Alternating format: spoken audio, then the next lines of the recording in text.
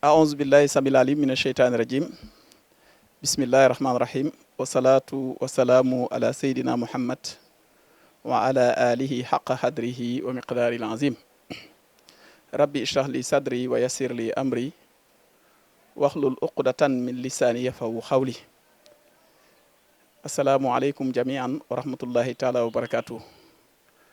Très chers téléspectateurs de la chaîne de télévision Aboul Abbas TV, recevez mes salutations les plus distinguées. Je me présente, je m'appelle Cheikh Ahmed Tidiane Sy, je suis le responsable moral du Daïra Nouroul Bassar, qui est une association religieuse reconnue par l'État et à qui on retrouve ses membres un peu partout à travers le monde, en France, aux États-Unis, au Maroc, en Espagne et en Allemagne. C'est une association qui prône pour la paix d'abord, le développement de l'islam, de la tariqa tijaniya et l'expansion de la faïda. Nous sommes ici dans l'enceinte de notre très chère Zawiya, la Zawiya appelée Abi Samhoun, qui ne fait que nous rappeler le lieu où Maulana Cheikhna Ahmed Tijani avait eu son Fathul Akbar. C'est avec un grand plaisir que nous vous recevons ici et prêt également à répondre à vos questions comme vous l'aurez souhaité. Nous prions le bon Dieu pour qu'il nous assiste afin que cette émission ait un succès total. Soyez les bienvenus.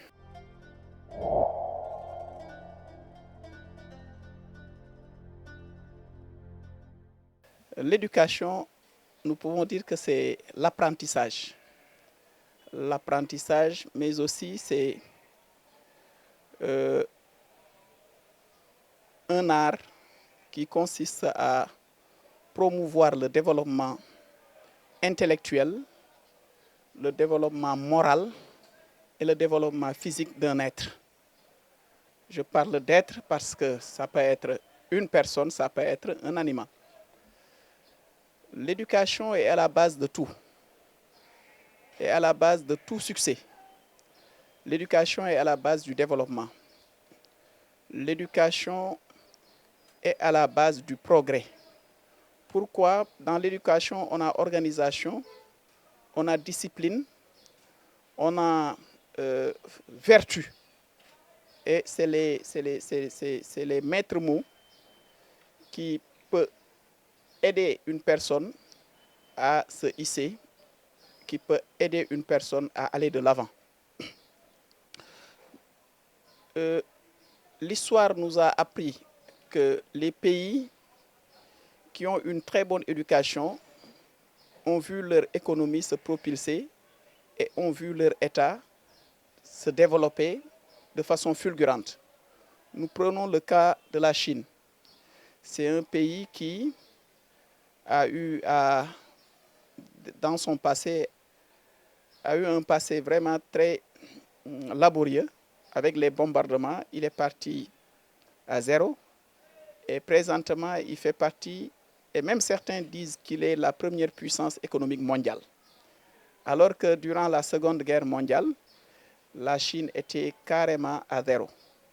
Mais par rapport à l'éducation chinoise, qui est louée par tout le monde, leur discipline, leur sens de la responsabilité, leur organisation, et tout ça, le soubassement, c'est l'éducation. Ils ont pu tirer leur épingle du jeu jusqu'à arriver à ce niveau. Et au moment où les gens se focalisaient sur le développement de leur économie ou bien le développement de leur État, la Chine s'est focalisée sur l'éducation de sa jeunesse. Comme s'il avait en conscience le fameux slogan qui dit « Dis-moi quelle jeunesse tu as, je te dirai quel peuple tu seras ». Il s'est focalisé sur l'éducation. La Chine, elle n'a ménagé aucun effort pour l'éducation de sa jeunesse. Et c'est ce qui a porté ses fruits. On les voit très travailleurs, on les voit très engagés, on les voit très disciplinés, on les voit très entrepreneuriaux. Donc, ça aurait été l'éducation, il n'allait pas être à ce niveau. Donc, comme je l'ai dit tantôt, l'éducation permet de conscientiser. L'éducation permet de mettre la personne devant le fait accompli, qu'il y a un objectif à atteindre et qu'il faut impérativement l'atteindre. L'éducation te donne les moyens nécessaires pour y parvenir. Je crois que c'est si d'aucuns se réclament ou bien si d'aucuns se glorifient d'avoir des ressources minières, des ressources pétrolières pour une nation consciente, j'aurais bien aimé qu'ils se réclament être une nation éduquée. Et quand la nation est éduquée, quels que soient tes maigres moyens, avec une bonne éducation, tu parviendras à tirer ton épingle du jeu jusqu'à arriver à un niveau où tu peux même compétir avec les grandes nations. L'éducation, comme je l'ai dit, elle a une définition large. J'ai dit que l'éducation impacte sur le développement intellectuel, le développement moral et le développement physique. Parlant du développement moral, on sous-entend l'éducation spirituelle. L'éducation spirituelle a également ses fondamentaux. Ça peut être par l'apprentissage, ça peut être également par le compagnonnage.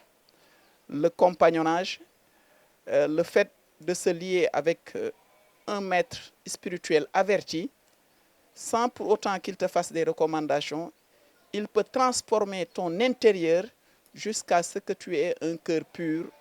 Et ce cœur pur-là va dicter ses lois à tes actes, qui seront des actes nobles. Bon, l'éducation physique, c'est travailler le physique, ce qu'on appelle chez les soufis l'enveloppe de la personne, c'est le corps. C'est le fait de le mettre à l'épreuve pour qu'il soit un corps sain, un corps bien portant, un corps résistant. Et comme dit le sage, un esprit sain dans un corps sain. L'éducation a une définition très large. Et par rapport à vos orientations et à vos questions qui vont suivre, on va essayer de développer par rapport au point de vue que vous voudriez qu'on exploite de façon très, très large.